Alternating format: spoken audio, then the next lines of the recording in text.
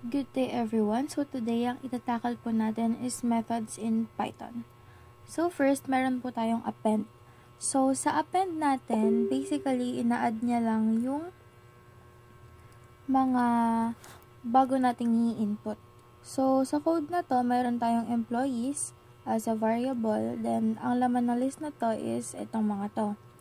Then ipiprint muna natin yung list. Then, lalabas dyan is ito, yung list na nauna. Then, ang yun natin is variable lang para malagay yung input ng user. So, pagka-input ng user, i-append natin siya ngayon sa list na existing na. Kaya, pag pinrint natin yung list, lalabas dito yung updated list na kasama na yung bago nating in-add na employee.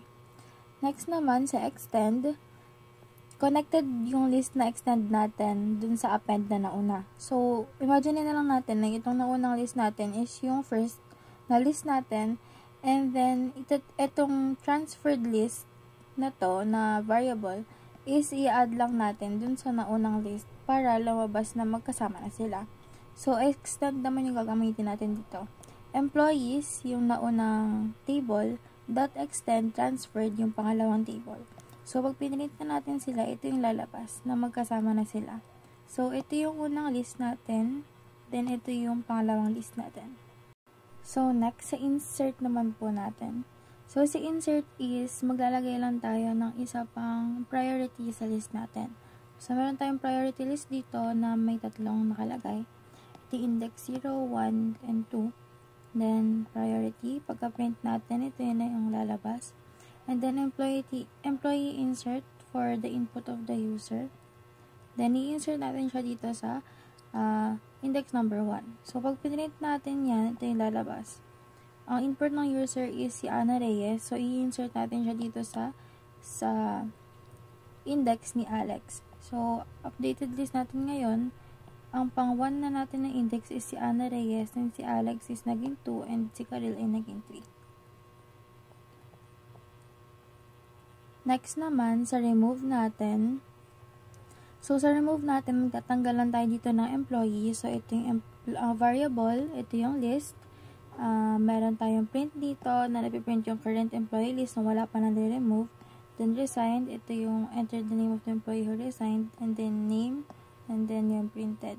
So, pagka-print natin yan, ito yung nag-resign si Mark Santos, and then, mawawala na siya dun sa list natin. So, sa pop naman is basically, pinapop niya lang yung na-remove na employee. So, dito, meron tayong temporary na variable, and ito yung mga list na employee natin. So, ipiprint muna natin siya. Ito yung contract list na employees. Then, ang re-remove natin is yung pangalawa, 0, 1, 2, si Mark Santos. So, pagka-remove natin kay Mark Santos, ipiprint natin kung sino yung re-remove. So, ito na yung mapiprint si Mark Santos.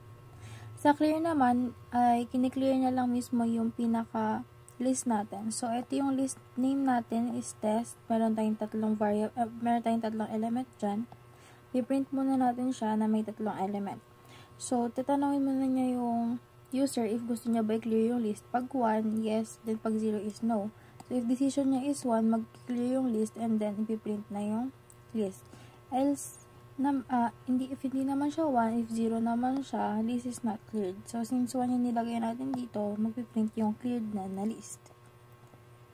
So, next sa index naman natin is, sasabihin niya lang if anong index ba yung tinatanong nun, anong position ba ng index na tinatanong ng user. So, ito yung variable natin, ito yung list natin, print employees, ito, piprint muna natin para makita ng user if ano ba yung mga nasa loob. Then, name, input name to show position. So, sabihin niya, ay gusto kong tignan ni si Mark Santos or si Maria de la Cruz. So, gusto niya i-show si Maria de la Cruz.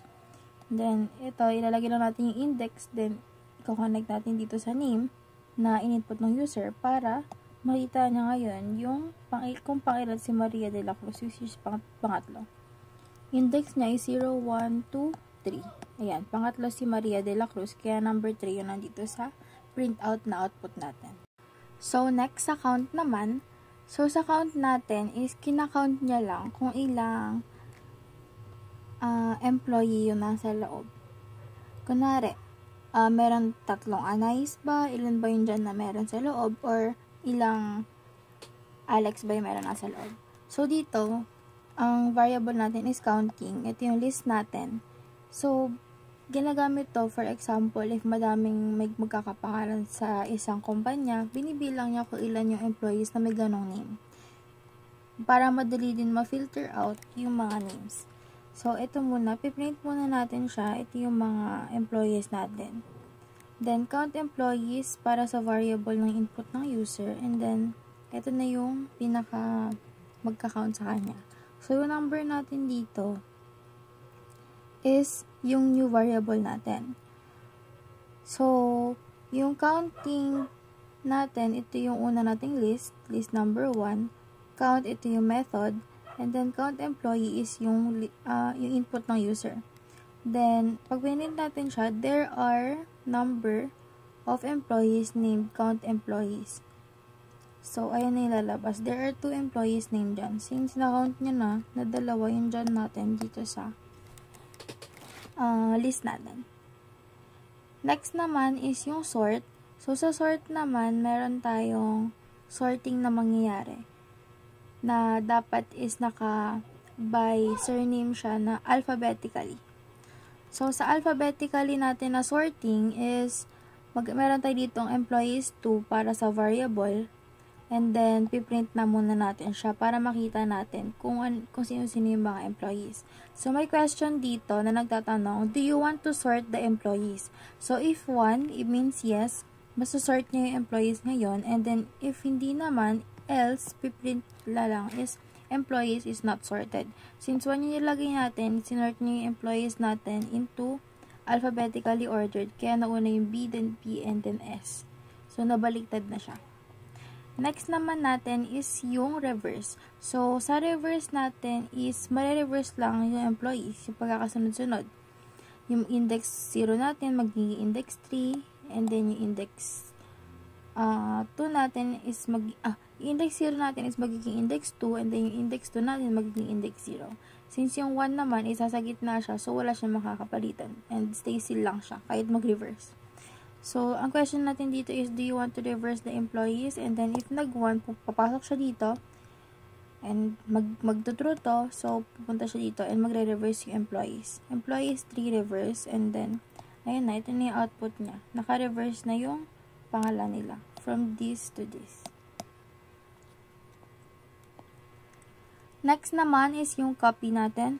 So, sa copy natin is, meron tayo ditong variable employees 4, and ito yung list natin. Piprint muna ulit natin, and then may question again, do you want to copy the employees?